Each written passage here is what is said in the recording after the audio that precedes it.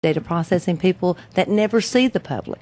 And I think just that kind of manager is knowing where to put people where they're most effective. Kind of like being a coach, like Pat Summitt, knowing who should play guard, who should play forward. I love you comparing me to Pat Summitt, but please. That's kind. Let's talk about customer service.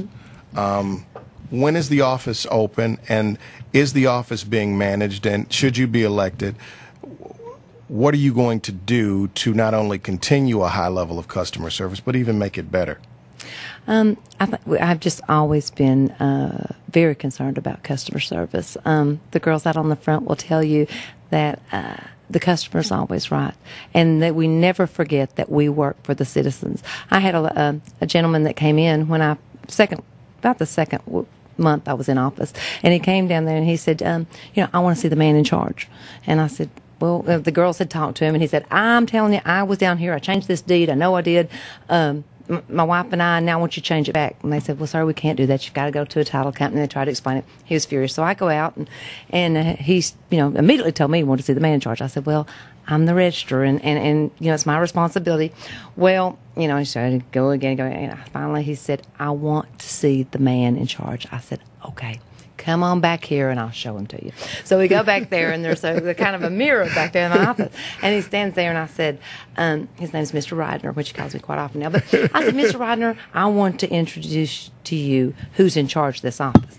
And he's looking at me like I'm from Mars or something like that. And I said, you are in charge. You're a taxpayer, and this is your office. I don't want to tell you anything wrong. I said, I'm just the registrar. So anyway, since then, he's like, oh, well, okay. And when he looked at his deed, he realized, he said, I think we did go to a title company to do that. I said, well, I believe you might have. But I said, we'll give you a copy of it, but I'm not the man in charge, but I am the registrar. How will the internet play in all of this to the future? Because a lot of people are doing a lot of the work via the internet. From a technological standpoint, are you where you want the office to be?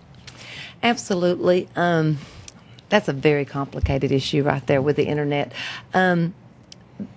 The title companies, we have a subscription service that they can go online, and they have to get it for like 6 months. They can't just do it on a month-to-month basis. And that keeps people from just coming in, coming out. We do not offer our records totally online. People can go online, just off the internet, and get their warranty deeds, which is no big deal. That's usually what they want to see. Do I own this property? Things like that. And they can do that. But they cannot do a title search, checking the liens and things like that. And the reason being that I just don't feel good about that. We have Shelby County and Nashville that have done that. They've gone back and had a company come in and retract Social Security numbers off of all their records. There's 95% accuracy there. That's what the company will tell you. And it's about 500, 600,000 depending on how many records, of course, you have. But that's the only thing they can guarantee you is 95%. That's just not good enough for me. There's too much identity theft out there, and people just waiting to do it. And right now, and as long as it's my decision, we won't be doing that. All right. Let me give you a second to first of all, do you have a website? I do. It's Sherry, that's my email. It's SherryWitt.com. Sherry Witt, so you can go to SherryWitt.com. All right. I want to give you just a second to tell people why they should vote for you. Well, we've talked about so many things, but I feel like that this race is definitely down to who is the most qualified candidate, and I don't think that there's any doubt in anybody's mind. I welcome the opportunity to talk with my opponent and share our views and let people see the difference. But he doesn't ever choose to debate me or to even show up when I'm somewhere. So anyway, I think that it is just down to professionalism and progressive leadership and just who's the most qualified. And I feel that I am the most qualified. Thank you for coming by today. Thank you. Now, let me remind you that we did invite Scott Emge to be on this webcast, and he declined. He said that he could not be here today, so he was invited to be here. You can come back to this website anytime, WNOXnewstalk.com.